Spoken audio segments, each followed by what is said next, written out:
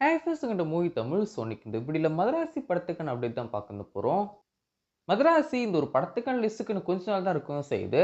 படத்துக்குன்னு தான் பெருசா ஹைப் வந்து இல்ல அப்படி சொல்லிட்டு, அதே வந்து ஒரு குறையா சொன்னாலும் கூட, ஹைப் இல்லாததும் நல்லது தான் அப்படின்னு சொல்லிட்டு தான் நான் சொல்லவும் செய்வேன். பெருசா எக்ஸ்பெக்ட் வந்து பண்ணிட்டு படம் வந்து தியேட்டர்ல போய் பார்க்கும்போது, ஹைப்புக்கு ஏத்த மாரி இல்லையே அப்படின்னு சொல்லி நம்மலாம் ஃபீல் வந்து பண்றோம். இப்போ ரீசென்ட்டா இந்த வருஷம் முக்கியமா வந்து பார்த்தீங்கன்னா, எல்லா படங்களுமே அப்படிதான் அமைஞ்சுட்டு வந்து இருக்கு. கூலி எனக்கு வந்து சாட்டிஸ்ஃபையா தான் இருக்கவும் செஞ்சுச்சு. ஒருவேள வந்து ரிவ்யூஸ்லாம் முன்னாடியே பார்த்ததுனால எனக்கு வந்து கூலி வந்து பார்க்கும்போது என்னடா நல்லா தானே இருக்கு அப்படி சொல்லி ஃபீல் வந்து பண்ணிச்சுன்னு சொல்லி தெரியல. பட் மோஸ்ட்லி நெறைய பேர் கூலி படத்துக்கும் வந்து பார்த்தீங்கன்னா, நெகட்டிவ் ரிவ்யூஸ் தான் குடுக்கவும் இருப்பாங்க.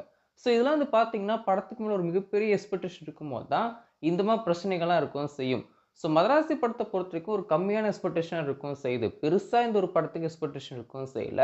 ஸோ அது இந்த ஒரு படத்துக்கு ஒரு பெரிய ப்ளஸ் பாயிண்ட்டா இருக்கறதுக்கும் அதிகமான சான்ஸ் இருக்கவும் செய்யுது. இந்த ஒரு படத்துக்கான ஆடியோ அண்ட் ட்ரெய்லர் லான்ச்ச நாளைக்கு நடத்த போறாங்க. இந்த ஒரு படத்துக்கு ட்ரெய்லருக்கு நான் ரொம்ப ஈகரா வெயிட் வந்து பண்ணிட்டு இருக்கேன் அப்படின்னு சொல்லலாம். ஏஆர் முருகன் சாரோடைய ஆக்ஷன் கமர்ஷியல் மூவிஸ்லாம் ரொம்பவே சூப்பரா இருக்கவும் செய்யும்.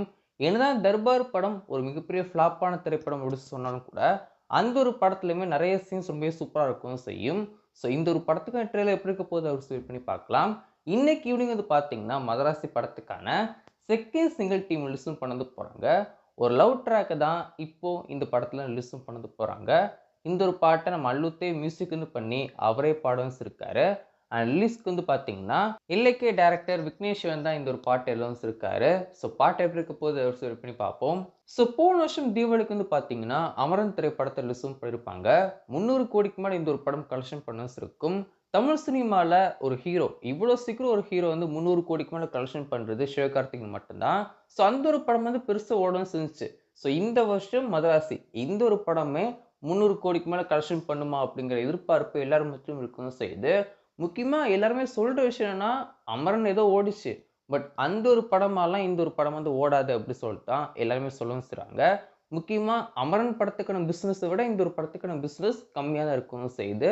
ஸோ வெயிட் பண்ணி பார்ப்போம். இந்த ஒரு படம் எவ்வளோ பெருசா கலெக்ஷன் பண்ண போகுது அப்படி சொல்லிட்டு வெயிட் பண்ணி பார்க்கலாம்.